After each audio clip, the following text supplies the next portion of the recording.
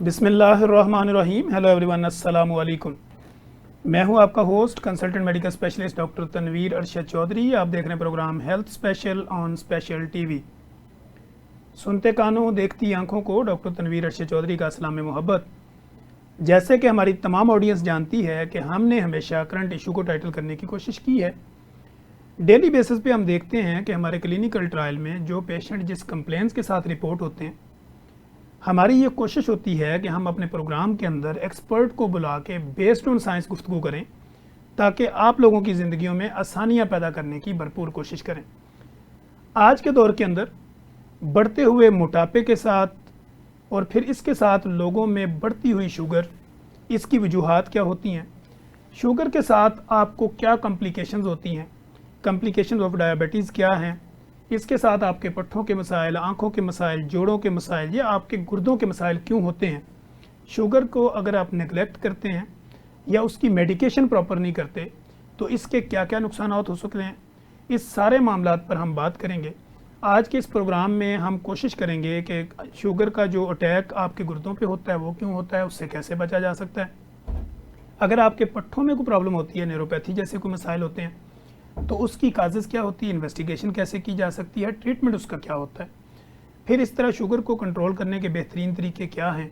फिर home remedy के तौर पे आप लोग क्या कर सकते हैं, मेडिकेशन आपने किस तरह करनी होती है, वॉक का क्या तरीका होना चाहिए और आपका स्लीप पैटर्न क्या होगा। इन सारे मौज़ूआत पर हम आज के इस प्रोग्राम में गुफ्तगू करेंगे। हमारे साथ स्टूडियो में तशरीफ़ रखते हैं most popular, most youngest, most experience और मोस्ट पॉपुलर शख्सियत, जिनको आप उनका नाम जाना पहचाना नाम है, किसी भी सोशल मीडिया की साइट पे आप सर्च करेंगे तो assistant professor doctor Atif Munir Sahab, जो कि कंसल्टेंट डायबिटोलॉजिस्ट हैं, एंडोक्रिनोलॉजिस्ट हैं, सर हमारे साथ स्टूडियो में मौजूद हैं। Sir welcome to the show. बहुत शुक्रिया सर। फर्स्ट ऑफ ऑल तो जब भी हमने आपसे रिक्वेस्ट की और आपने फौरी हमें टाइम दिया, तो आपका शुक्रिया और आपकी मोहब्बतों का भी शुक्रिया। सर फर्स्ट ऑफ ऑल तो मैं ये जानना चाहूँगा कि जैसे कि हम देखते हैं कि हमारी जितनी भी ऑडियंस होती है या लोग जहाँ भी कहीं हमें सर्च करते हैं तो डिफरेंट सोर्स से उनको डिफरेंट तरह की इन्फॉर्मेशन मिल जाती है, समटाइम रॉन्ग भी होती है, राइट भी होती है। तो मैं ये जानना चाहूँगा कि कॉम्प्लिकेशंस ऑफ डायबिटीज़ आपके नज़दीक क्या है। देखें, कॉम्प्लिकेशंस या पेचीदगियाँ जो है दो तरह की हैं। एक तो है कुछ शॉर्ट टर्म जो कि कुछ दिनों कुछ घंटों में भी आ सकती हैं, फिर कुछ है लॉन्ग टर्म, ठीक, जो यानी महीनों सालों में आ सकती हैं। ठीक है। शॉर्ट टर्म तो देखें, अगर शुगर बहुत एकदम लो हो गई और आपको आप अनकॉन्शियस हो गए, हॉस्पिटल जाना पड़ गया, एक ये है, या शुगर कुछ दिनों में कोई इन्फेक्शन हुई है, इतनी हाई हो गई कि आपको वॉमिटिंग शुरू हो गई है या आप जैसे कहते हैं कि बेहोशी या कोमा की तरफ जा रहे हैं, तो वो भी आपको हॉस्पिटलाइज होना पड़ सकता है। ठीक। तो ये तो शॉर्ट टर्म है, बहुत हाई बहुत लो, जिसमें आपकी तबीयत इतनी ख़राब हो जाए कि तो आप हाइपर में चले गए या हाइपो में चले गए। एग्जैक्टली। सो एक तो ये तो शॉर्ट टर्म हो गई। लॉन्ग टर्म कॉम्प्लिकेशंस में जो कि साल में लॉन्ग टर्म आ सकती हैं, जो सबने सुना भी है कि जी पाँव कट गए, गुर्दे ख़राब, डायलिसिस, बेनाई चलेगी। सो लॉन्ग टर्म में तो शुगर जो है वो आपकी बॉडी के किसी भी हिस्से को जो है ना अफेक्ट कर सकती है। ठीक है। अच्छा सर, ये क्यों होता है? जैसे कि कोई पेशेंट अगर वो कहता है कि जी मुझे किसी डॉक्टर ने टैबलेट लिखी है 500 मिलीग्राम की, वो जब अपने घर पहुंचता है तो उसके घर वाले कहते हैं नहीं ये तो ज़्यादा हैवी है, तुम 250 कर लो।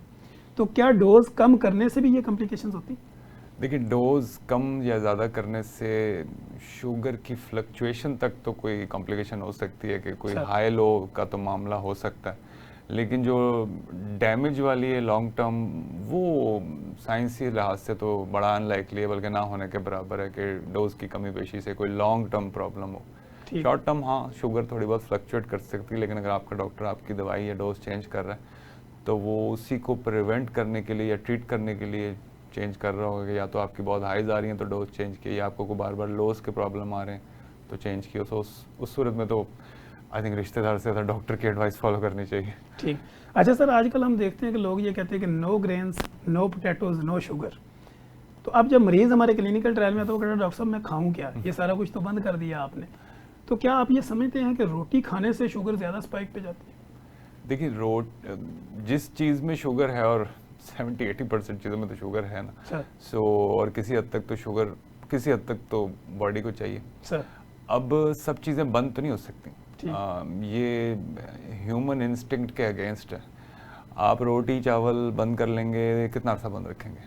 4 हफ्ते, 6 हफ्ते, 8 हफ्ते, 2 महीने बाद कंटिन्यूसली रखें। आप इसको नहीं कर सकते। हाँ, उसमें होगा ये कि बॉडी फिर आपसे चीज़ें मांगेंगी। और देखें, एक जो फूड है, खाना पीना है, उसमें एक सिर्फ कैलोरीज या शुगर नहीं, उसमें एक साइकोलॉजिकल प्लेजर भी है खाने में। तो ये जो लोग डाइन आउट कर रहे हैं, रेस्टोरेंट में जा रहे हैं, क्यों जा रहे हैं? वही खाना घर पे भी आ सकता है, बट वैरायटी है, उसमें प्लेजर है। सो इसीलिए साइंस और रिसर्च में तो ऐसा कुछ नहीं है कि आप ये भी बंद कर दें, वो भी बंद कर दें, वो भी बंद कर दें, क्योंकि बंद रख के कितना अर्सा बंद रखेंगे। सो वहीं पे कॉन्सेप्ट है एक हेल्दी बैलेंस, एतदाल पसंद डाइट का। अब अगर सारी निशास्ते वाली चीज़ें बंद कर देंगे, सिर्फ प्रोटीन वाली लेंगे जिसमें कोई चने होंगे, अंडे होंगे या चिकन होगा, तो 15 नहीं तो 20 दिन नहीं तो 1 महीने बाद आप चाहते ना चाहते हुए दूसरी चीज़ें लेंगे। ये ह्यूमन इंस्टिंक्ट है। ठीक हो गया। अच्छा सर, कुछ लोग ये भी कहते हैं कि अगर आपको आपकी इंसुलिन स्पाइक करती है तो आप ब्रेकफास्ट स्किप कर दें। तो बीइंग अ कंसल्टेंट डायबिटोलॉजिस्ट आपकी क्या राय है? देखिए, आप अगेन वही बात है कि चलें एक दिन तो स्किप कर दिया, अगर किसी की बार बार स्पाइक्स आ रही हैं तो उसका लॉन्ग टर्म हल बार बार ब्रेकफास्ट या मुस्तकिल ब्रेकफास्ट स्किप करना तो नहीं। स्किप करने, प्लस ये कि आप उसके साथ कोई टैबलेट्स ले रहे हैं शुगर कंट्रोल की या इंसुलिन ले रहे हैं, स्किप करने से स्पाइक्स तो शायद ठीक हो जाएं, बट वो दूसरा रिस्क जो भी हमने जिसका जिक्र किया, वो लोज आने का रिस्क जो है ना बहुत ज़्यादा बढ़ सकते हैं। तो वो बेहतर ये होता है कि अगर आपकी बार बार स्पाइक्स आ रही हैं, चाहे हाइस की चाहे लोज की, तो जहाँ जहाँ ठीक है आप एडजस्टमेंट कर सकते हैं मील्स की। और असल चीज़ मील्स में पोर्शन साइज है कि कौन कितना खा रहा है, ये बड़ा इंपॉर्टेंट है कि क्वांटिटी क्या है। ठीक। और दूसरे ये कि अगर बार बार आपको स्पाइक्स आ रही हैं, चाहे वो हाइस की हैं लोज की हैं, वहीं पे तो डॉक्टर का रोल साथ शुरू होता है। सो आप अपने डॉक्टर से कंसल्ट करें ताकि आपकी जो डोज वगैरह एडजस्ट हो। ठीक। अच्छा सर, लोग ये भी कहते हैं, और हमारे क्लिनिकल ट्रायल में हमारा एक्सपेरिमेंट भी यही है कि लोग जो ग्लूकोफेज वगैरह या गेट फॉर्मिन वाला फार्मूला ले रहे होते हैं तो उसमें उनको ये लगता है कि मेरे पट्टे दिन ब दिन कमज़ोर हो रहे हैं। तो इसका कोई बेस्ड ऑन साइंस कोई रियलिटी है? देखें, साइंस के लिहाज से तो कोई मेटफॉर्मिन लेने से कोई आपको वीकनेस हो? कोई बहुत प्रूवन लिंक नहीं है सर साइंटिफिकली, और ज़माना साइंस का। लेकिन देखिए, कुछ लोगों को, कुछ इंडिविजुअल, उनकी जो अपनी बॉडी है वो अगर 9 लोगों को ग्लूकोफेज पे कुछ नहीं हो रहा तो हो सकता है एक को हो भी सकता है। तो यानी ये कोई वो नहीं है, हार्ड एंड फास्ट नहीं है, बिल्कुल किसी को हो सकता है। लेकिन मेजॉरिटी लोग, ग्लूकोफेज सबसे पुरानी और सबसे सेफ दवाई है, बड़ी अच्छी टॉलरेट करते हैं। हाँ, अगर किसी को फील हो रहा है कि मुझे इसको शुरू करने के बाद ही कोई पट्टे या कमज़ोरी हो रही है, तो वो अपने डॉक्टर के पास जाएं। आई एम श्योर कि वो डॉक्टर उनका उसको चेंज करके कोई और सॉल्ट उनको दे देगा, बट ऑन द होल ऐसा साइंटिफिकली है नहीं। अच्छा सर, बेशुमार पेशेंट क्लिनिकल ट्रायल्स में या हॉस्पिटल में रिपोर्ट होते हैं, फीमेल पेशेंट, वो कहती है कि मेरी गायनोकोलॉजिस्ट ने मुझे मेटफॉर्मिन लिख दी और मुझे पीसीओएस या पीसीओडी की प्रॉब्लम है। तो उनके समझाने के लिए कि मेटफॉर्मिन का क्या रोल है पीसीओएस में और पीसीओडी में? सो देखें, पीसीओएस जो है ऑल्दो बड़ा कॉमन है क्योंकि वो मोटापा इतना बढ़ता जा रहा है। सो पीसीओएस में ना किसी हार्मोन की कोई बहुत ज़्यादा ज़्यादती है, ना किसी हार्मोन की कोई बहुत ज़्यादा कमी है। उसका बैलेंस, हार्मोन्स का ना बैलेंस ख़राब हुआ था सर, और मेन वजह उसकी ओवरवेट होना है सर। तो पीसीओएस का जो लॉन्ग टर्म और बेस्ट इलाज, और पीसीओएस रिवर्सिबल है, सबसे अच्छी चीज़ चले उसमें ये है कि पीसीओएस रिवर्सिबल। तो पीसीओएस में सबसे ज़्यादा रोल है वो तो वेट लॉस का है। वेट लॉस कहना आसान है, करना ऑब्वियसली मुश्किल है, क्योंकि उसके लिए अच्छी खासी कोशिश और सस्टेन्ड कोशिश चाहिए होती है। जहाँ पे मेटफॉर्मिन या ग्लूकोफेज का रोल है वो ये है कि वो जो हार्मोन का जो बैलेंस जो खराब हुआ है, उसको, उस बैलेंस को वो रिस्टोर करने में मदद दे सकती है। ठीक है। सो यही वजह है कि पीसीओएस में मेटफॉर्मिन सबसे कॉमनली प्रिस्क्राइब दवाई है, लेकिन ये वेट लॉस का मुतबादिल नहीं है। और दूसरा ये कि कुछ ये भी आम पब्लिक में मशहूर हो चुका है जी, ग्लूकोफेज से मेटफॉर्मिन से वेट लॉस होता है। किसी का कुछ हद तक हो जाता है, किसी का, बट वो 5% रेशियो है। एग्जैक्टली, वो 5-10% का कुछ कम हो जाएगा तो वो उसके बारे में मशहूर ही होगा कि वेट लॉस किया। तो वो फिर जब शुरू कराई जाती है तो लोग ये तवक्को रखते हैं कि हम कुछ नहीं करेंगे, जो करेगा वो करेगा। तो कोशिश का मुतबादिल वो नहीं है, बट यस, हार्मोन के बैलेंस को रिस्टोर करने में उसका साइंटिफिकली प्रूवन रोल है। सर, अच्छा सर, हमने देखा है कि ये ना लोग सेल्फ मेडिकेशन पे भी आते हैं। वो देखते हैं कि किसी एक को किसी डॉक्टर ने रिकमेंड किया था वेट रिडक्शन के लिए, या इसकी कोई सेंसिटाइजेशन बेहतर करके कोई थोड़ा सा नॉर्मलाइज करने के लिए, तो वो खुद से ग्लूकोफेज की डोज लेना शुरू कर देते हैं। तो सेल्फ ग्लूकोफेज का लेना कितना नुकसान है? देखिए ग्लूकोफेज ओवरऑल तो बड़ी सेफ दवाई है, सर। लेकिन ये भी तो देखना है कि कौन किस वजह से उसको दी जा रही है। फिर कुछ ऐसी हेल्थ कंडीशन होती हैं जिसमें हम ग्लूकोफेज नहीं दे सकते। सर सो जनरल एडवाइस तो देखें यही है कि कंसल्टेशन के बगैर लेना नुकसान आप है। खुद से कोई आपने हर्बल या चीज़ें इस्तेमाल करनी है, चलें वो तो कर लें, उनमें तो कोई नुकसान नहीं हो सकता, बट जो मेडिसिन है वो तो एडवाइस यही होनी चाहिए कि वो डॉक्टर के मशवरे से बगैर ना ही यूज़ की जाए। ठीक है। अच्छा सर, अब लोगों के अंदर एक मिथ ये होती है कि वो ये कहते हैं कि जब दवाइयों से मेरी शुगर कंट्रोल नहीं हो रही तो अब डॉक्टर मुझे इंसुलिन पे डाल देते हैं। लोग ये समझते हैं कि इंसुलिन लगाने से मेरा वेट बढ़ना शुरू हो जाता है। इसमें रियलिटी कितनी है? देखिए इसमें कोई शक शुबा नहीं है, ये तो रिसर्च से प्रूवन है कि इंसुलिन से वेट गेन हो सकता है और अक्सर लोगों का होता है। लेकिन दूसरी तरफ ये भी तो देखना है ना कि अब अगर वो जो टैबलेट्स अवेलेबल हैं वो इस्तेमाल कर चुके हैं, लेकिन उससे फर्क और नहीं उनकी शुगर कंट्रोल नहीं है, तो इसका मतलब है कि वो जो अभी हम लॉन्ग टर्म पेचीदगियों का जिक्र कर रहे थे, उसका रिस्क बढ़ता जाएगा अगर हम उनको उतनी हाई शुगर के साथ जो है ना छोड़ दिया जाए। और दूसरे ये कि ये भी हमें पता है कि गोलियों के मुकाबले में इंसुलिन बड़ी ज़्यादा इफेक्टिव है शुगर कंट्रोल करने में। अब बिल्कुल वेट गेन इससे हो सकता है, लेकिन ये डिस्कशन हम अक्सर क्लिनिक में करते हैं कि भाई इंसुलिन एक चीज़ तो नहीं है जिससे वेट गेन हो सकता है। आपने अपनी डाइट को भी देखें, आप अपनी कोई फिजिकल एक्टिविटी को भी देखें, और जो लोग बड़ी अच्छी फिजिकल एक्टिविटी इंसुलिन के साथ रखते हैं उनका वेट ना होने के बराबर बढ़ता है, बल्कि वो लूज़ भी कई कर लेते हैं इंसुलिन के बावजूद, क्योंकि उनकी बाकी चीज़ें बड़ी वो हेल्दी होती हैं। So insulin is not the only thing, बाकी चीज़ों को भी साथ मिला के देखना होगा। क्योंकि अक्सर हमने देखा ना कि किसी फंक्शन पे आप चले जाए ना तो वो लोग कहते हैं जी मैं अभी खाना खा कर इंसुलिन थोड़ी सी ज़्यादा लगा लूँगा तो मेरा बैलेंस। हाँ, ये भी एक हौसले वाली बात है, इससे तसल्ली और वक्ती सुकून तो मिल सकता है, लेकिन हमारे पास कई लोग आते हैं वो साल से इंसुलिन लगा रहे हैं, लेकिन उनकी शुगर उतनी ही अनकंट्रोल्ड है जितनी गोलियों पे थी, इसलिए कि वो इसी तरह से इस्तेमाल हो रही है, या तो कि कुछ एक्स्ट्रा खा लिया या उसकी डोज ही नहीं एडजस्ट हो रही या डॉक्टर से रब्ता ही नहीं इतने अरसे से हुआ। तो मैं तो उनको अक्सर यही कहता हूँ कि देखें आप अपने आप को दिन में 1 या 2 दफ़ा सुई भी मार रहे हैं, आपकी शुगर तो वहीं है जहाँ गोलियों पर थी, तो आप तो सिर्फ अपने आप को सुई की अजियत दे रहे हैं। जो उसका जो फ़ायदा है शुगर कंट्रोल करने वाला, उससे आपने अभी तक फ़ायदा नहीं उठाया। बिल्कुल ऐसे। अच्छा सर, ये हम देखते हैं कि कुछ पेशेंट शुगर के ऐसे हैं कि जिनका वेट बढ़ना शुरू हो जाता है, कुछ ऐसे भी हैं जिनको जब मेडिकेशन की जाती है उनका वेट नीचे जाना शुरू हो जाता है, रिड्यूस होना शुरू हो जाता है। तो इसमें कोई मेडिसिन के कुछ ग्रुप्स हैं जिसकी वजह से वेट रिडक्शन होती है? देखिए बिल्कुल मेडिसिन के ग्रुप्स हैं, कुछ खाने वाली टैबलेट्स हैं, कुछ इंजेक्शंस हैं जिनका वेट लॉस में बिल्कुल रोल है। जो इंजेक्शंस आजकल वेट लॉस के लिए आ रहे हैं वो तो काफ़ी ज़्यादा वेट लॉस कर सकते हैं गोलियों के मुकाबले में, बट ये इसमें बड़ी वो इंडिविजुअल वेरिएशन भी है कि किसका हो रहा है या किसका नहीं हो रहा, और अगर किसका हो रहा है तो कितना पेशेंट टू पेशेंट वेरी करे, बड़ा वेरी करता है। उसमें कुछ जेनेटिक फैक्टर्स होते हैं, कुछ लोग मौरूसी तौर पे इतने ओवरवेट नहीं होते, कुछ मौरूसी तौर पे भी बहुत ज़्यादा ओवरवेट होते हैं। फिर वही बाकी चीज़ें, कौन क्या खा रहा है, कितना खा रहा है, कैसे खा रहा है, कितना उसको वो कोई वॉक एक्सरसाइज या फिजिकल एक्टिविटी से जला रहा है। सो ये बड़ा एक वो इंडिविजुअल है, इसमें कई फैक्टर्स हैं। ठीक। अच्छा सर, जब हम देखते हैं कि स्लीप पैटर्न की हम बात करते हैं, अगर शुगर का पेशेंट कोई 7-8 घंटे या 6 घंटे नींद प्रॉपर नहीं लेता तो क्या उसका भी कोई इफेक्ट आता है उसकी शुगर में?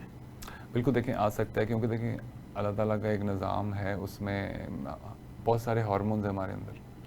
वो हार्मोन्स दिन, नींद और जागने के साथ ना वेरी करते हैं ऐसे। सो उसमें से कुछ हार्मोन ऐसे हैं जो अगर आपकी नींद पूरी नहीं हो रही तो वो उसमें वो फ्लक्चुएशन उन हार्मोन्स में नहीं आएगी, जो कि एक आपका जो अगर पैटर्न स्लीप का और जागने का है, तो वो जब हार्मोनल बैलेंस ख़राब होगा तो वो आपकी ना सिर्फ वेट को इफ़ेक्ट कर सकता है बल्कि बाकी चीज़ें, जो आपका अटेंशन है, जो आपकी मेमोरी है, जो आपकी कितने का एक्टिव है, कितने फ्रेश हैं, वो भी इफ़ेक्ट कर सकते हैं। दूसरे कि जहाँ नींद डिस्टर्ब होगी वहाँ ऑलमोस्ट लाजमन साथ खाने पीने की रूटीन भी डिस्टर्ब होगी। जो बहुत देर तक जाग रहे हैं या नींद बड़ी कम है, वो फिर कंफर्ट ईटिंग भी साथ आ जाएगी। जब बंदा जाग रहा है और कोई बहुत ज़्यादा बिजी भी नहीं है तो वो वही मैं आपको कह रहा था ना, फूड में प्लेजर भी है, तो वो फिर फूड भी बार बार होगा, मंचिंग होगी, वो फिर इवेंचुअली वेट और शुगर दोनों को इफेक्ट करेगी। तो वो एक साइकिल बन जाएगा जिसको फिर डिस्टर्ब स्लीप के साथ तोड़ना बड़ा मुश्किल हो जाता है। ठीक सर, जैसे कि पहले हम देखते थे कि जो हमारे पुराने लोग थे वो ये कहते थे कि constipation is the mother of disease. आज के दौर में साइंस प्रूव करती है कि डायबिटीज़ जो है ना वो मदर ऑफ डिजीज़ है। तो शुगर के साथ क्या कॉम्प्लिकेशंस हो सकती हैं, कौन कौन सी बीमारियां आपको लग सकती हैं? और देखिए, नंबर वन, मकसद डराना नहीं है, फिर हम उस पर थोड़ी जो हौसला अफजा उसका एस्पेक्ट उस पर भी बात कर लेंगे। But otherwise long term sugar अगर आपकी कंट्रोल नहीं है तो वो बॉडी के किसी भी हिस्से को ना इफेक्ट कर सकती है। आप ऊपर से स्टार्ट हो जाएं, नज़र और बिनाई, नीचे आते जाएं हार्ट, किडनीज, फालिज का रिस्क बढ़ जाता है। फिर आप पैरों उंगलियों पे आ जाएं तो ब्लड फ्लो, ब्लड सर्कुलेशन कम हो जाए। दुनिया भर में सबसे कॉमन कॉज है उंगलियां या पैर कटने का शुगर, न्यूरोपैथी के जो मसाइल। बिल्कुल। उसके बाद अंदर आ जाएं तो नर्व्स, जो आंतों की नर्व्स भी हो सकती हैं, आपके हाथों पैरों की नर्व्स भी हो सकती हैं, ब्रेन की नर्व्स भी हो सकती हैं। सो कहने का मकसद ये है कि शुगर अगर कंट्रोल नहीं है साल साल तो वो आपके ना टॉप टू बॉटम किसी भी अज़ा को, किसी भी उज़्व को जो है ना खुदा सा डैमेज कर सकती है। सर कुछ लोगों का ये ख्याल है कि गोली भी जो है वो शुगर को कंट्रोल करती है, ख़त्म नहीं करती। तो अगर मैं डाइट पैटर्न ठीक करके फिजिकल एक्टिविटी में एंगेज हो के अपनी शुगर को कंट्रोल रखूं तो क्या गोली खाना ज़रूरी है? देखिए, डिपेंड करता है कि उस बंदे का जो है ना खाने पीने का और उसके जो वॉक एक्सरसाइज, उसका जो बैलेंस है ना, उसमें कितनी कमिटमेंट है, कितनी डेडिकेशन है और कितना वो सस्टेन कर रहा है। सर हमारे पास अक्सर लोग हैं प्रैक्टिस में जिनको 6-6, 8-8 साल से डायबिटीज़ है, वो एक भी गोली पे नहीं है सर। और डायबिटीज़ कंट्रोल्ड है। इसका मतलब ये नहीं कि उनको डायबिटीज़ ही नहीं है, उनको है, बट वो इतनी कंट्रोल्ड है कि उनको किसी एक भी दवाई की ज़रूरत नहीं है। उनके यानी रूटीन में इतना डिसिप्लिन है लाइफस्टाइल का, खाने पीने का इतदाल है, वॉक एक्सरसाइज है, वेट उन्होंने अपना मेंटेन किया हुआ है कि उनको गोली की ज़रूरत ही नहीं है। गोली के बगैर उनकी शुगर कंट्रोल्ड है। और अगर शुगर कंट्रोल्ड है और साल कंट्रोल है तो वो जो पेचीदगियाँ जिनका भी जिक्र करते हैं उनका रिस्क कम से कम हो जाता है। ठीक है। अच्छा सर, कोई बंदा अगर टैबलेट नहीं ले रहा और शुगर उसकी कंट्रोल है, टैबलेट से भी अगर वो कंट्रोल करता है तो कंट्रोल रहते हुए कॉम्प्लिकेशंस कम हो जाती है? कंट्रोल अगर आपका मेंटेन्ड है, ये नहीं कि 2 महीने कंट्रोल है, 3 महीने कंट्रोल और बाकी 6 साल कंट्रोल नहीं है, ज़ाहिर उसमें कुछ फ्लक्चुएशन आ सकती हैं। अगर उसमें मेजर फ्लक्चुएशंस कंट्रोल से बाहर होने की नहीं आ रही और अगर कुछ महीने आ भी रही हैं तो वो भी कोई ख़ास रिस्क नहीं है। अगर साल हर साल अनकंट्रोल्ड है और अनकंट्रोल्ड ही चलती जा रही है तो फिर रिस्क बढ़ता जाता है। कंट्रोल शुगर के साथ पेचीदगियों का रिस्क काफ़ी हद तक ख़त्म तो ऑब्वियसली नहीं हो सकता, काफ़ी हद तक मिनिमाइज हो जाता है। ठीक हो गया। अच्छा सर, एक आम पब्लिक अगर ये जानना चाहे कि मैंने अपनी कॉम्प्लिकेशन से बचने के लिए अगर कोई इन्वेस्टिगेशन करवानी हो तो कौन से ऐसे टेस्ट हैं जो उनको रेगुलर बेस पे करवाने चाहिए और अपने कंसल्टेंट के साथ कंसल्ट करना चाहिए? देखिए, कुछ तो इसमें आपकी चीज़ें जो है ना चेकअप पे भी डिटेक्ट होती हैं, वो टेस्ट से नहीं डिटेक्ट, फिजिकल एग्जामिनेशन मुआयने पे। मसलन आपकी जो आंखें हैं और आंखों का पर्दा है उसका कोई ब्लड टेस्ट नहीं है, वो आपका आई स्पेशलिस्ट पे अगर आप सालाना अपना चेकअप करवा रहे हैं तो अगर कोई आंखों में या आंखों के पर्दे में पेचीदगी शुरू हो रही है तो बड़ी जल्दी डिटेक्ट हो जाएगी, तो वो उसका इलाज भी जल्दी हो जाएगा ताकि वो बिगड़े नहीं। इसी तरह जो बाकी चीज़ें, मसलन जो नर्व्स हैं, नसों में आपका डॉक्टर या आपका स्पेशलिस्ट साल में एक दफ़ा आपके पाँव ज़रूर चेक करेगा, नर्व्स चेक करेगा, आपकी नर्व्स ठीक है, तो ये भी ब्लड टेस्ट पे नहीं हो सकता।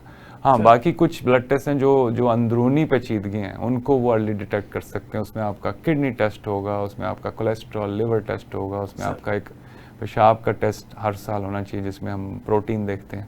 प्रोटीन पहली निशानी होती है कि अगर प्रोटीन आना शुरू हो गया तो आगे जाके गुर्दे अफेक्ट कर सकते हैं। सो ये वो टेस्ट हैं, मुआयना भी और ब्लड टेस्ट भी, जो जिसको भी शुगर है उसके साल में एक मरतबा तो कम से कम ज़रूर होना चाहिए। सर जी नाज़रीन, कहीं मत जाइएगा, हमारे साथ रहिएगा। यहीं पे वक्त हुआ एक ब्रेक का और ब्रेक के बाद जब हम आएंगे तो डॉक्टर आतिफ मुनीर हमारे साथ मौजूद है, मज़े की गुफ्तगू जारी रखेंगे। वेलकम बैक नाजरीन, जैसे कि आप देख रहे हैं हेल्थ स्पेशल प्रोग्राम में हम कॉम्प्लिकेशन ऑफ डायबिटीज़ के ऊपर बात कर रहे हैं कि शुगर की बीमारी के साथ क्या पेचीदगियाँ होती हैं और किस तरह की बीमारियाँ आपके साथ अटैच होती हैं। और शुगर अगर अनकंट्रोल होती है या बैलेंस डाइट आपकी नहीं होती, अगर आपकी फ़िज़िकल एक्टिविटी में नहीं है प्रॉपर, आपका स्लीप पैटर्न ठीक नहीं है, तो इसमें आपको क्या क्या कॉम्प्लिकेशंस हो सकती हैं, उन कॉम्प्लिकेशन से बचा कैसे जा सकता है, उनकी ब्लड इन्वेस्टिगेशन क्या होती है। सर जैसे कि हम इन्वेस्टिगेशन पे चल रहे थे, एक तो मुआयना और फिजिकल हम चल रहे थे, फिर उसके आगे हम क्या कर सकते हैं? सो इन्वेस्टिगेशंस पे इन्वेस्टिगेशन में देखें कुछ ज़रूरी ब्लड टेस्ट हैं और एक आधा यूरिन टेस्ट है, जो जैसे अभी हम बात कर रहे थे कि हर शुगर में जो भी मुब्तला है उसको साल में एक दफ़ा करवाने ज़रूर चाहिए, स्क्रीनिंग। ठीक है, तो वो जैसे कहते हैं ना कि आप गाड़ी वर्कशॉप में लेके गए एक प्रॉब्लम के लिए, तो जो अच्छा मैकेनिक होगा वो बाकी सारी चीज़ें भी चेक कर लेगा। सो ये सालाना चेक है फॉर प्रिवेंशन। सो उसमें आपके कुछ ब्लड टेस्ट होंगे, ब्लड काउंट होगा, किडनी का जो क्रेटिनिन जिसको कहा जाता है वो होगा, जिगर के टेस्ट होंगे, कोलेस्ट्रॉल होगा, क्योंकि देखिए जिनको डायबिटीज़ है उनको साथ लिवर में एक्स्ट्रा फैट इकट्ठा हो सकता है, बिल्कुल ऐसे। जिनको डायबिटीज़ है उनके कोलेस्ट्रॉल लेवल की भी प्रॉब्लम आ सकते हैं, ये हाँ यानी इकट्ठे चलती हैं चीज़ें। उसके बाद एक यूरिन टेस्ट हम ज़रूर कम से कम साल में एक दफ़ा ज़रूर कराते हैं। यूरिन कंप्लीट या कल्चर? यूरिन कंप्लीट से ज़्यादा यूरिन प्रोटीन। सो वो हम साल, क्योंकि जैसे अभी हम बात कर रहे थे कि होता नहीं कुछ निशानियाँ, अर्लीस्ट निशानियाँ। सो अगर किसी की ब्लड टेस्ट किडनी की फंक्शनिंग ठीक है लेकिन उसके यूरिन में प्रोटीन आना शुरू हो गया, तो वो एक पहली निशानी है कि आगे जाके इसकी किडनी को इफ़ेक्ट हो सकता है। सो वो प्रोटीन अगर पॉजिटिव आ गया तो बिल्कुल दवाइयाँ मौजूद हैं, उसको ऐड किया जा सकता है उनकी दवाइयों में, ताकि वो प्रोटीन रिवर्स और गुर्दे जो है ना लॉन्ग टर्म भी बचे रहें। ठीक है। तो ये कुछ बेसिक ब्लड टेस्ट हैं जो जिसको भी शुगर है उसको साल में कम से कम एक दफ़ा तो ज़रूर करवाना चाहिए। सर अच्छा सर, एक कन्फ्यूजन लोगों के अंदर आती है, लोग HbA1c एक टेस्ट करवा के आते हैं, जब उनकी नॉर्मल शुगर आप चेक करते हैं ब्लड में, तो जिस ब्लड शुगर है उसकी रैंडम आप चेक करते हैं या फास्टिंग चेक करते हैं तो वो नॉर्मल होती है, लेकिन चूंकि जब उसका HbA1c करवा कर तो उसमें हाई आ रही होती है, तो इसको हम किस तरह लोगों को समझा सकते हैं कि इसमें क्या फ़र्क क्या है?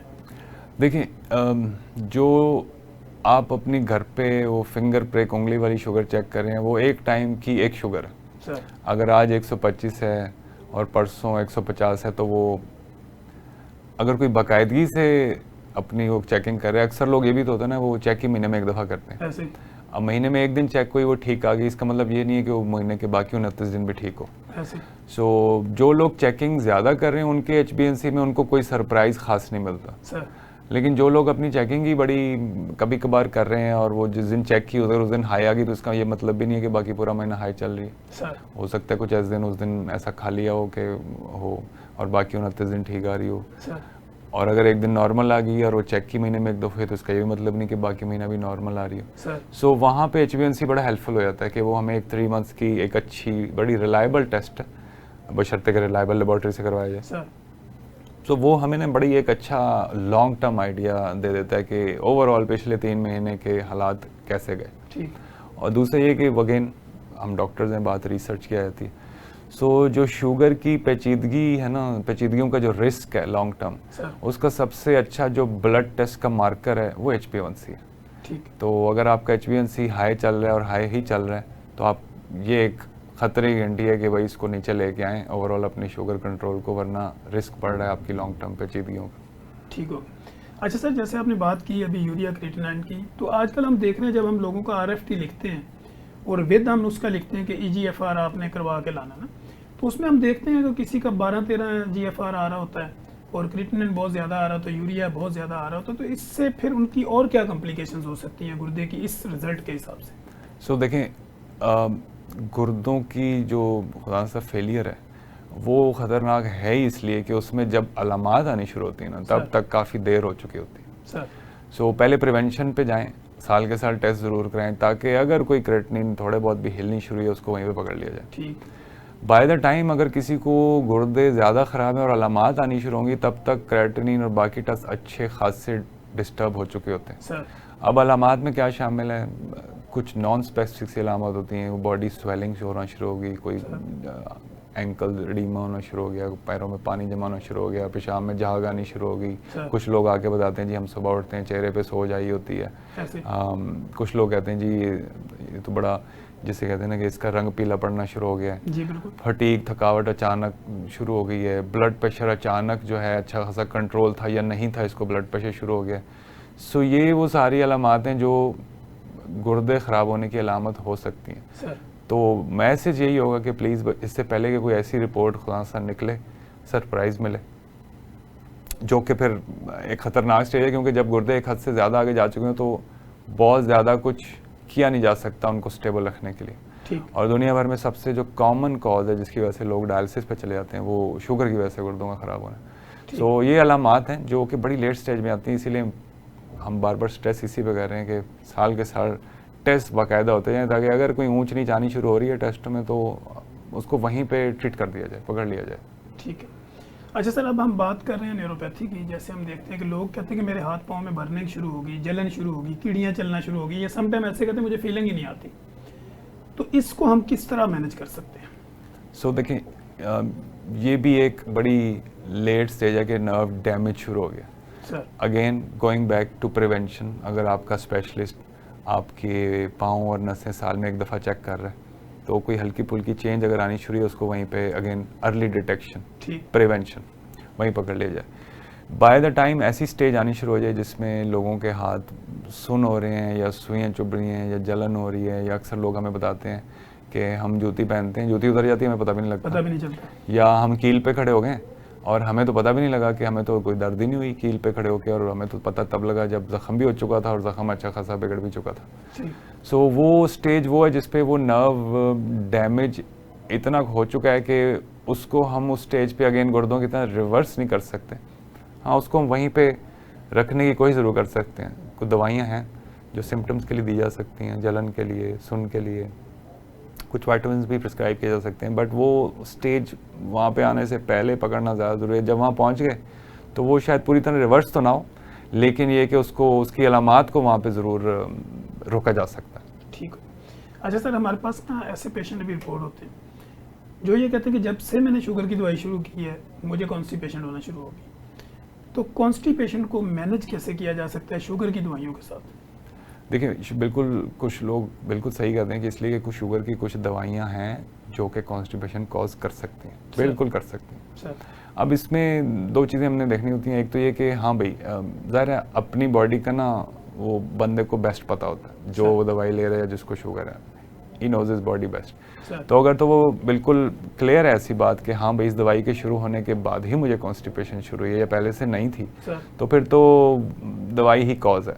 अब वहाँ पे हमने ये देखना होता है कि ठीक है दवाई कॉज है, लेकिन ये दवाई इसकी शुगर को कितना कंट्रोल रख रही है और इसको कॉन्स्टिपेशन दवाइयों से कितना तंग कर रही है।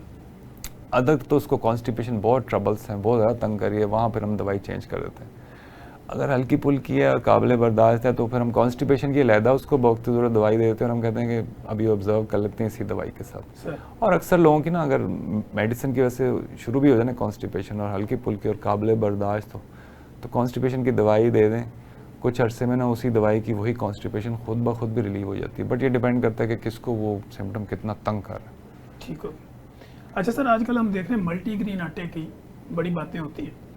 अब एक गरीब आदमी जो मल्टीग्रेन आटा अफोर्ड नहीं कर सकता या उसके पास इतना सोर्स ऑफ इनकम नहीं है, तो बीइंग अ कंसल्टेंट डायबिटोलॉजिस्ट आप ये क्या समझते हैं कि एक आम आटे को अगर वो अपने लिए बेनिफिशियल बनाना चाहे तो कैसे बनाए, या मल्टीग्रेन आटे का क्या इफेक्ट है? देखिए, नॉर्मल गंदम आटा वर्सेस मल्टीग्रेन आटा, ये वो डिस्कशन है जो मेरा ख्याल है होती रही है और शायद आगे भी होती रहेगी। सो मल्टीग्रेन आटे में तकरीबन गंदम के बराबर ही तकरीबन शुगर मौजूद है, बट एडवांटेज उसका ये है कि वो शुगर को इतना ज़्यादा नहीं बढ़ाता जितनी गंदम वाली रोटी बढ़ाएगी, और इतना तेज़ी से नहीं बढ़ाता जितना गंदम वाली बढ़ाएगी। टोटल में को बहुत टोटल शुगर कंटेंट में को ज़्यादा खराब, लेकिन अगर कंपैरिजन किया जाए तो हाँ वो बेहतर हुआ क्योंकि वो कम बढ़ाता है और इतनी जल्दी नहीं बढ़ाता। कम बढ़ाने से मुराद है कि इंसुलिन की स्पाइक नहीं उस तरह, बिल्कुल शुगर की स्पाइक इतनी तेज़ी से नहीं आएगी, इतनी बड़ी नहीं आएगी। लेकिन देखें, अक्सर हम जब डिस्कशन कर रहे होते हैं क्लिनिक में तो वो यही होती है, भाई ठीक है जो ले सकता है वो ज़रूर ले ले। और कुछ लोगों को मल्टीग्रेन का ना टेस्ट भी जो है ना उनको वो टेस्ट नहीं सही लगता क्योंकि उसको आदत नहीं होती, तो कुछ लोगों को ले लेते हैं, आदत बना लेते हैं कि हाँ भाई ओके। कुछ लोग बिल्कुल ही उस टेस्ट को वो कहते हैं नहीं हमने। तो देखें, असल डिस्कशन ये होती है कि कौन उस चाहे आटा ए है या आटा बी है वो रोटी कितनी खा रहा है। लेकिन अगर कोई मल्टीग्रेन खा रहा है और उसकी 6 रोटियां खा रहा है और अगर कोई गंदम वाले आटे खा रहा है और उसकी 1 खा रहे हैं तो ज़ाहिर है 6 वाले की ज़्यादा बढ़ेगी क्योंकि उसकी टोटल क्वांटिटी ज़्यादा है। असल एम्फोसिस है कि आप कितना खा रहे हैं। ये माइन्यूट डिटेल्स हैं, ठीक है, अगर आपको टेस्ट पसंद है तो येस इट्स बेटर, बट असल चीज़ ये है कि कौन कितनी रोटी खा रहा है, क्वांटिटी भी तो देखें। और दूसरा जो एस्पेक्ट है वो फिर इग्नोर हो जाता है। एक बंदा अगर उसकी भी 6 खा रहा है और साथ शाम को वो 1 घंटा वॉक भी कर रहा है तो वो उन 6 को भी बर्न आउट कर देगा। अगर उसकी वो 2 खा रहा है और वो कुछ भी नहीं कर रहा ना दिन को ना रात को, तो वो 2 भी वो फिर उसको ज़्यादा लगेंगे। तो इट्स अबाउट क्वांटिटीज़ एंड वही बात ले दे के बात लाइफस्टाइल और पोर्शन साइजेस पे आ जाएगी।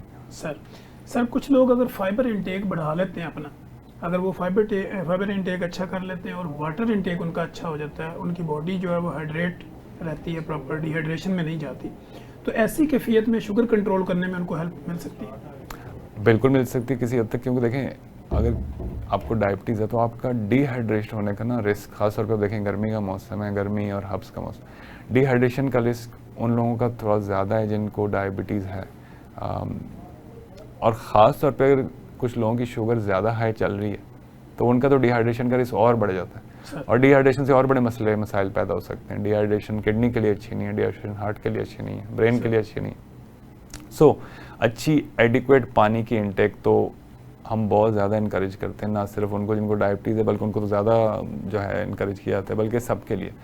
और फाइबर इज सो गुड, वो जो है ना, देखें आपने पहले ही जिक्र किया कि कॉन्स्टिपेशन इतना कॉमन सिम्टम है इवन जनरल पॉपुलेशन में, जिसको डायबिटीज़ है या नहीं है, तो काफ़ी हद तक कॉन्स्टिपेशन से बचने के लिए या उसको ट्रीट करने के लिए अच्छी हाइड्रेशन और फाइबर इज सो एसेंशियल। और फाइबर की ज़्यादा इंटेक होना तो शुगर के लिए बहुत अच्छी बात है, क्योंकि जो फाइबर ज़्यादा लेगा उसकी वो शुगर की स्पाइक्स उतनी ज़्यादा नहीं आएंगी जितनी अगर कोई जो रिफाइंड शुगर वाली चीज़ें ले रहा है। सो फाइबर के तो फ़ायदे ही फ़ायदे। सर आजकल आम का सीज़न है और शुगर का मरीज़ अगर आम खाना चाहे तो कितने पोर्शन में कितने साइज़ का खा सकता है? ये तो बड़ा सेंसिटिव सवाल है क्योंकि आम जो है वो सबकी कमज़ोरी है, मौसम भी आम का। देखें again doctors, research, science. So science और रिसर्च तो शुगर वालों को आम मना नहीं करती, रिश्तेदार मना करते हैं वो और बात है, लेकिन साइंस तो कोई भी फल मना नहीं करती, आम समेत।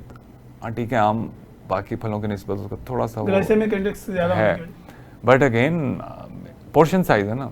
अब आम आपके सामने पड़े हैं, आपके ऊपर है, आप 3 भी खा सकते हैं, आप 1 भी खा सकते हैं। ये क्वांटिटी का रिमोट कंट्रोल तो अपना अपना सबके अपने हाथ में।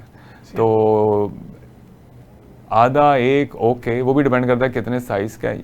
और टाइम भी सर इसमें कोई डिपेंड करता है कि आप कौन से टाइम पे खा रहे हैं? टाइम से ज़्यादा इंपॉर्टेंट ये है कि कौन कितना खा रहा है, और उसके बाद और आगे पीछे को वो कुछ जलाने के लिए कुछ कर भी रहा है कि नहीं। अगर देखें वो बैठा हुआ है, चाहे वो 1 खाए 2 खाए और वो कोई वॉक एक्सरसाइज भी नहीं है, तो वो उसकी शुगर ज़्यादा बढ़ेगी। अब आम का सीज़न है, आपका आम दिल भी कर रहा है, आपने खाना भी है, लेकिन जलाना नहीं है, तो शुगर तो बढ़ेगी। सो इसमें हम ना ये नहीं कर सकते कि क्वांटिटी सेट कर दें, ये बड़ा इंडिविजुअल है। आधा आम 1 आम depending on size is okay, but ये ना हो जिस दिन आम भी हो उस दिन साथ तरबूज भी हो, उस दिन खरबूजा भी हो, दे ऑल एड अप। सो या sir being a consultant diabetologist, आप ये क्या समझते हैं कि शुगर के मरीजों में इरेक्टाइल डिसफंक्शन होने की बेसिक वजह क्या है? इंतहाई कॉमन सिम्टम है, नंबर 1। नंबर 2, ये वो अलामात हैं जिसको अक्सर लोग डिस्कस नहीं करते या कर पाते, डॉक्टर को बताना भी चाहें तो बता नहीं पाते, ड्यू टू वेरियस बैरियर्स, जिसमें कुछ मेडिकल बैरियर हैं, कुछ सोशल बैरियर हैं। तो लेकिन लोग बिल्कुल डिस्कस भी करते हैं, और अगर ना कर रहे हो तो हम खुद भी उनसे, हमारी भी जिम्मेदारी है उनसे पूछना, क्योंकि ये भी एक किस्म की पेचीदगी है ऐसे। So very common, number 1। Number 2, discuss ज़्यादा नहीं किया जाता। नंबर 3, इसका मेल क्वालिटी ऑफ लाइफ पे बहुत बड़ा इम्पैक्ट है। दूसरा ये कि इसमें भी ना मल्टीपल फैक्टर्स हैं, जिससे हमने अभी डिस्कस नहीं किया कि नर्व डैमेज, पुरानी शुगर साल की कंट्रोल भी नहीं थी, तो सुइयाँ भी शुरू हो गई, पाँव जलने भी शुरू हो गए। तो इरेक्टाइल डिसफंक्शन भी पार्शली नर्व डैमेज की वजह से हो सकता है सर, मस्कुलर वीकनेस से भी हो सकता है सर, और वो डिपेंड करता है कि शुगर कितनी पुरानी कितना। कुछ लोगों में इरेक्टाइल डिसफंक्शन बड़ा वक्ती होता है कि भाई शुगर अभी तशखीस हुई, बहुत हाई थी, पता नहीं था, तो साथ इरेक्टाइल डिसफंक्शन भी हो गया। इस हद तक तो वो बड़ा रिवर्सिबल होता है, वो आप शुगर ठीक करेंगे, वॉक एक्सरसाइज करेंगे, को वेट लूज़ करेंगे तो वो बिल्कुल बैक टू नॉर्मल हो जाएगा। दूसरा ये कि जहाँ फिर नहीं नॉर्मल हो रहा और इम्पैक्ट कर रहा है क्वालिटी ऑफ लाइफ को, वहाँ ट्रीटमेंट्स भी अवेलेबल हैं। और तीसरी बड़ी इंपॉर्टेंट चीज़ जो हमेशा बड़ी अंडर रिकग्नाइज्ड है, स्ट्रेस, एंग्जाइटी और डिप्रेशन का बहुत बड़ा रोल है इरेक्टाइल डिसफंक्शन कॉज करने में, बल्कि शुगर से बड़ा रोल है। और जितनी कि एंग्जाइटी, डिप्रेशन, स्ट्रेस आजकल है, वो शुगर से या उसके कंट्रोल होने से ज़्यादा बड़ा फैक्टर है मेल इरेक्टाइल फंक्शन को डिस्टर्ब करना। ठीक है। अच्छा sir, being a consultant diabetologist, आपकी रिकमेंडेशन क्या है कि वॉक या फिजिकल एक्टिविटी जो है वो कितने टाइम के लिए और वीक में कितने दिन करनी चाहिए? सो देखें, इसमें भी अक्सर जो है ना वो क्लिनिक में बहस होती रहती है। तो मेरा ना मैसेज एक ही होता है कि भाई पहले तो कुछ कर लो कुछ ना करने से कुछ करना बेहतर है। ठीक। दूसरा ये कि फिर उस पे लोग ना इतनी बारीकियों में चले जाते हैं कि किस टाइम पे करें, ठीक है जी, केड़ा टाइम बेस्ट है। तो साइंस तो कहती है एनी टाइम, बस कर लें। ठीक। फिर कुछ लोग कहते हैं जी खाने से पहले करें, खाने से बाद में करें। ऐसे भाई कर लें, कुछ नहीं होगा, पहले कर लें बाद में कर लें, बस कर लें और करते रहें। सर। दूसरा ये कि साइंस और research again at least 30 minute, at least हफ्ते के 5 दिन। आपने 2 दिन छुट्टी करनी है कर लें, नहीं करनी तो और भी अच्छी बात है। एटलीस्ट 30 मिनट, और वो 30 मिनट कम से कम जो भी एक्टिविटी है वो इतनी ज़रूर हो, कंटिन्यूसली हो, इतनी ज़रूर हो कि आपको थोड़ा सा उसको करके थोड़ा सा सांस ज़रूर चढ़े, थोड़ा सा पसीना ज़रूर आए, थोड़ी सी दिल की धड़कन ज़रूर तेज़ हो। अगर इन तीनों में से कुछ भी नहीं हो रहा 30 मिनट में, तो वो आपकी वो हो तो गई है, लेकिन वो आपकी हेल्थ को कोई ख़ास बेनिफिट शायद ना दे पाए। Sir thank you so much. जब आप हमारे साथ होते हैं तो बहुत ज़्यादा सवाल जवाब होते हैं, लेकिन हम कोशिश भी करते हैं कि जितनी भी पब्लिक की डिमांड हो उसको आपके सामने रखा जाए और बेस्ड ऑन साइंस गुफ्तगू करके लोगों को एक अच्छा मैसेज डिलीवर किया जाए। तो आपका शुक्रिया, आपकी तशरीफ़ आवरी का शुक्रिया। हमारे पास आखिरी 2 मिनट हैं, तो डॉक्टर आतिफ मुनीर का पब्लिक के नाम क्या पैगाम? देखिए जी, पब्लिक के नाम पैगाम वही है जो पैगाम मेरे अपने लिए मैं देना चाहूँगा या किसी के लिए भी होना चाहिए। Be healthy, eat healthy, walk करें, एक्सरसाइज करें, वेट लूज़ करें, वेट को मेंटेन रखें। जिन लोगों को डायबिटीज़ हो चुकी है वो प्लीज़ अपनी शुगर कंट्रोल रखें, और पेचीदगियों से बचने के लिए एक तो अपने डॉक्टर के साथ अपने रेगुलर चेकअप ज़रूर कराएं। जैसे हमने कहा कुछ पेचीदगियाँ मुआयने पे पिक हो सकती हैं, वो मुआयना आंखों का, पाँव का साल में 1 दफ़ा लाजमी है। फिर आपके कुछ ब्लड टेस्ट हैं जो आपका स्पेशलिस्ट आपको लिखेगा, साल के साल वो ज़रूर कराएं, ताकि अगेन अगर कोई पेचीदगी शुरू हो रही है तो उसको अर्ली डिटेक्ट कर लिया जाए और ट्रीट कर लिया जाए। Thank you so much sir. नाज़रीन, आपने देखा कि आज के इस प्रोग्राम के अंदर हमने कॉम्प्लिकेशंस ऑफ डायबिटीज़ के ऊपर बात की, जिसमें हमने डायबिटिक न्यूरोपैथी के ऊपर बात की, फिर हमने CKD, DKD, आपके गुर्दों के जो मसाइल होते हैं, फिर शुगर के साथ आने वाली आपकी बॉडी के ऊपर क्या कॉम्प्लिकेशंस होती हैं, उसकी इन्वेस्टिगेशन कैसे की जा सकती है, और बैलेंस डाइट किस तरह आप लें, स्लीप पैटर्न को किस तरह बेहतर करके तो शुगर के साथ आने वाली कॉम्प्लिकेशंस को रोका जा सकता है।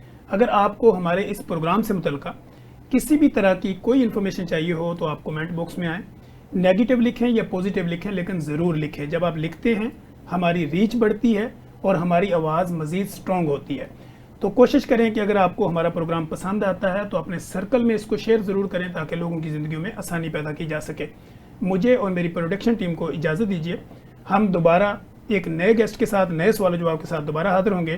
तब तक के लिए इजाज़त दीजिए। अल्लाह हाफिज़।